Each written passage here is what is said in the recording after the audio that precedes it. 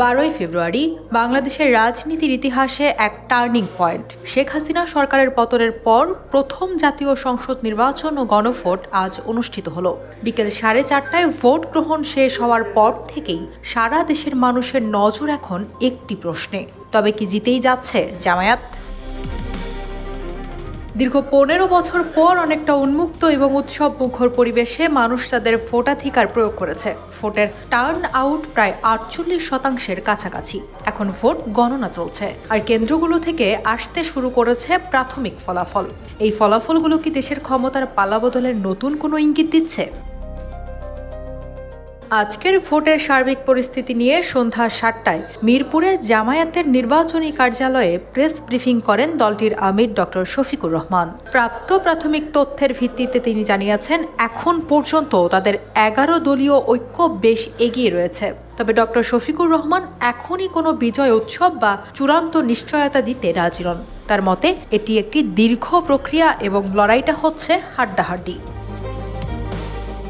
তিনি স্পষ্ট করেছেন যে রাত 11টায় জামায়াতের কেন্দ্রীয় কার্যালয়ে 11 দলীয় ঐক্যের পক্ষ থেকে আরও একটি বড় সংবাদ সম্মেলন করা হবে। সেখান থেকেই জোটের চূড়ান্ত অবস্থান এবং সামগ্রিক ফলাফল সম্পর্কে জাতির সামনে বিস্তারিত তথ্য তুলে ধরা হবে।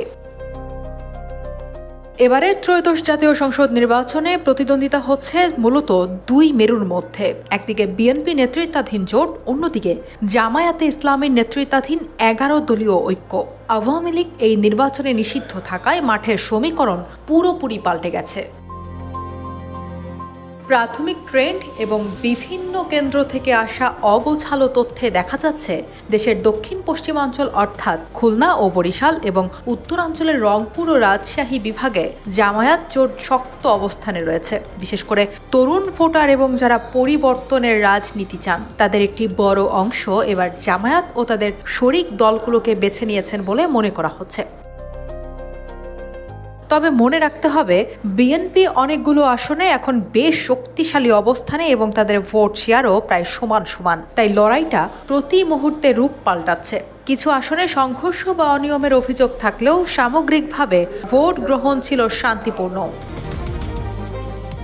জরিপগুলো বলছে, জামায়াতে জোটের ভোট শেয়ার প্রায় 47.8% কাছাকাছি। এটি জামায়াতের ইতিহাসের সর্বোচ্চ ভোট প্রাপ্তির রেকর্ড হতে যাচ্ছে।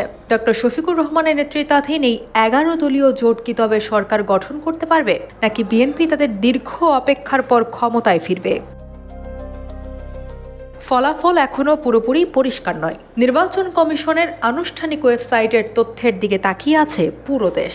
তবে ফলাফল যাই হোক, 2026 সালের এই নির্বাচন প্রমাণ করেছে, বাংলাদেশের রাজনীতিতে জামায়াতে ইসলামী এখন আর কোনো ছোট দল নয়, বরং এক প্রভাবশালী ফ্যাক্টর।